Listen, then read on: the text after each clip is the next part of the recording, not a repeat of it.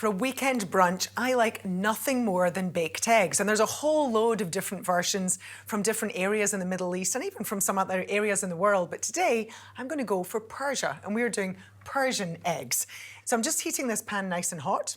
We start, as I always do, with some extra virgin olive oil into the bottom of the pan.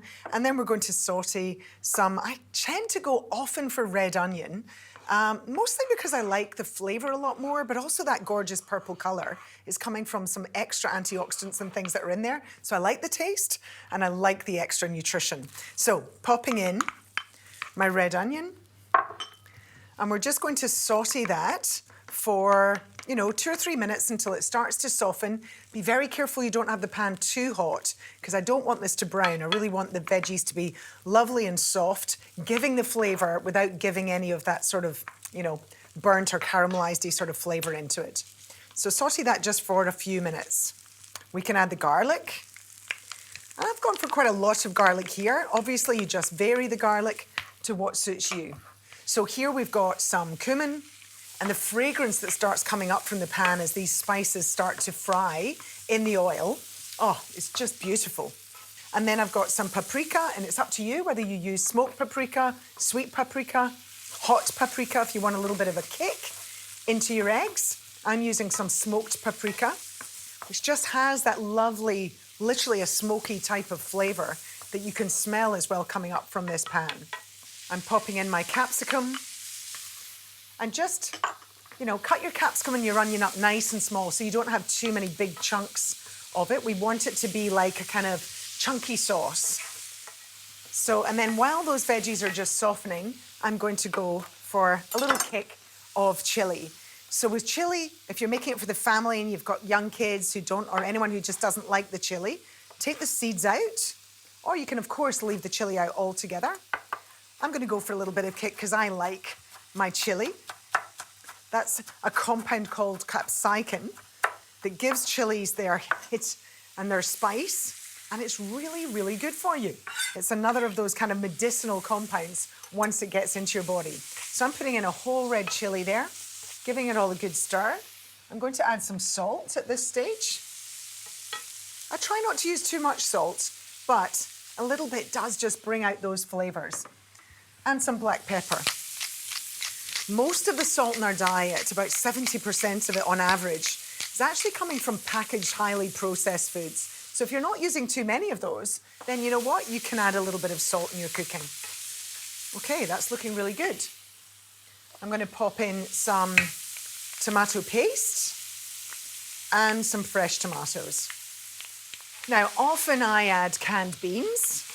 Today, I'm going to add some canned lentils. Now, this is a question I'm asked all of the time about whether it's just as healthy to use canned lentils, beans, chickpeas, and so on. And yes, it absolutely is. This takes away all of those hours of soaking and cooking that you often have to do for legumes, and it means you're going to get them into your diet more often. So your goal is to get legumes into your diet, about 3 times a week. So if you use them canned, it's so convenient. You can throw them into dishes like this, pop them into your pasta sauces. Lentils are brilliant for making your, bolognese, for example, go a lot further, make that meat go a lot further. Plus you're adding all that goodness, all that plant protein and fibre and so on that you're going to get in the lentils.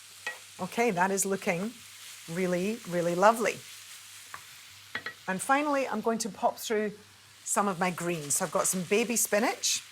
Now, it looks like it's a huge amount of spinach, but of course, once it wilts down, spinach goes away to almost nothing. So I'm just going to wilt in that spinach. Now, I'm going to add just a touch of water and fold in that spinach. Do a little bit more. I like my greens. That is smelling absolutely fantastic. Now, don't overcook the spinach at this stage because it is also going to go into the oven. We can turn that off. And here I've got a couple of, this is actually enough for about 4, but if you've got little dishes like this, or I have some cast iron kind of ones at home that I often use, then it just looks so lovely to serve someone up an individual bowl. So you just make sure that they're oven proof. Pop some of this gorgeous spiced lentil tomatoey mixture, making sure you get some of that spinach in there, into our bowls. Gorgeous. And then make a couple of little kind of dents where we're going to crack in our eggs. Carefully crack your eggs in. Hopefully this is going to work for me where I don't break the yolks, because it does look much prettier if you don't break the yolk.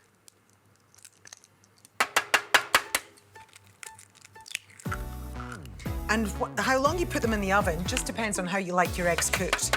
The real goal, and the way I think it's nicest, is if the eggs are still just a little bit runny in the yolk. Now this is ready now to pop into the oven, and it's going to cook for about 10-15 minutes, depending how well done you want your eggs.